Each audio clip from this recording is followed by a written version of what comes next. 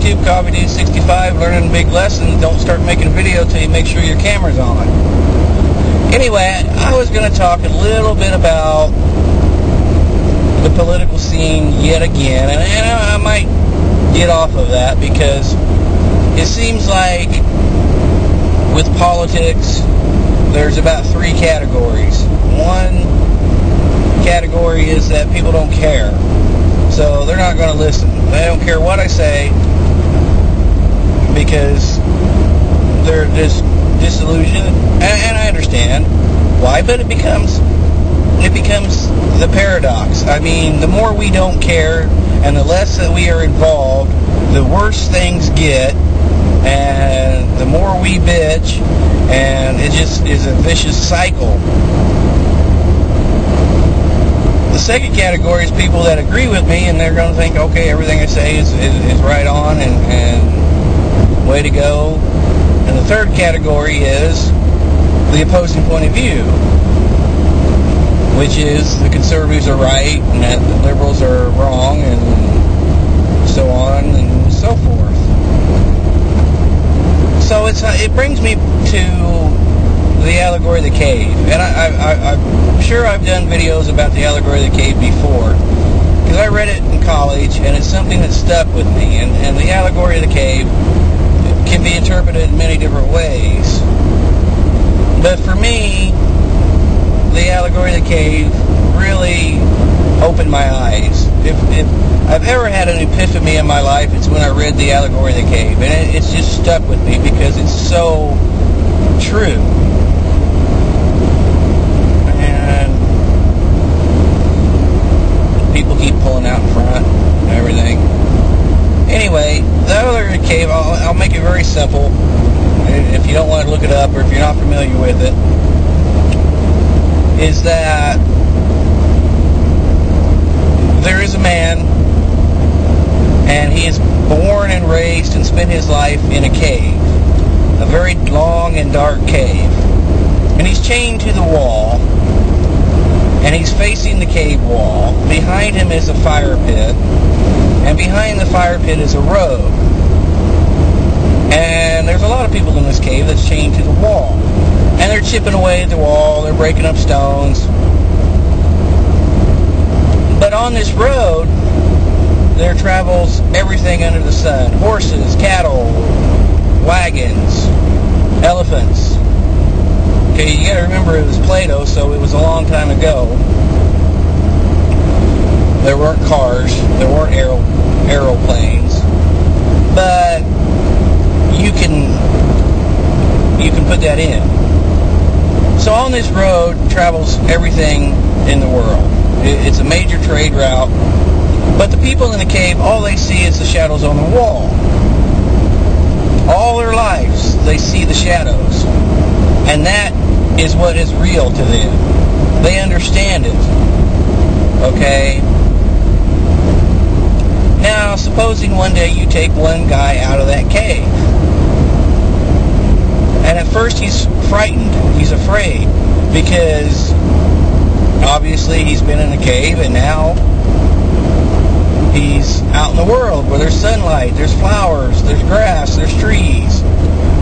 When you see a horse, it doesn't look like what he knows a horse to be. It's not a shadow, it's the real thing. So you teach this guy, hey, you know, you've been watching illusions all your life. This is what nature is. This is what the world is. When you see an elephant up close, personal, and not a shadow, you're informed. You're enlightened. And after a time, he learns to accept that, and he thinks, man, I had it rough in that cave. He didn't know he had it rough in that cave until he's taken out. Then, again, I'm making this very short, then again, you put him back in that cave, and he's very depressed. He's very disillusioned, because now he's in the cave, and he's trying to tell the other people in the cave how wrong they are. When they see a shadow of a horse, he's trying to explain to them, hey, that's an illusion, that's a shadow. I've seen a real horse. I've been outside. They don't believe him because they don't know any different. And I have to apply that to the political scene, and I have to apply that to political ideology, is that I'm the guy that was in the cave, I'm out of the cave, and now I'm back in the cave. And I feel like I have an uphill battle because nobody's listening. Nobody really cares. Nobody understands what I've seen, what I've studied.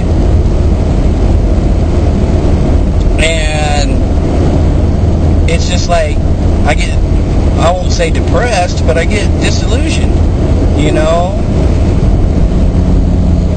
And I'm not saying I'm better than anybody. The people in the cave don't know any bit different. That's their reality. That's their perception.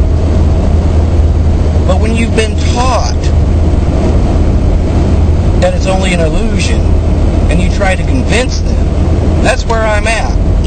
Because, again, as I said, the more we become disillusioned and the more we are not involved, the worse things get, and it just becomes a cycle, you know? So arguing politics is just as bad as arguing religion. And I've always said that, but it's generally true. You know, I'm not going to convince anybody of anything. And I'm really not trying to convince anybody of anything other than know what it is that our system is made up of. Know the roots. Know why the conservatives are conservative. Know why the liberal is a liberal. Alright? And so many people don't have the education or the background. And I'm not talking about intelligence. I'm talking about having their eyes opened. And I guess you could put it in terms of the tinfoil hat wearing fools, as I used to call them. They're out there thinking that, you know, it's end of times, food riots are coming, the Illuminati are here, and da-da-da, and, you know, you're never going to convince them otherwise. Never ever, you know. And I'm the fool for thinking, you know, hey, man, and I'm not saying there aren't things in the shadows, but I hope this makes sense.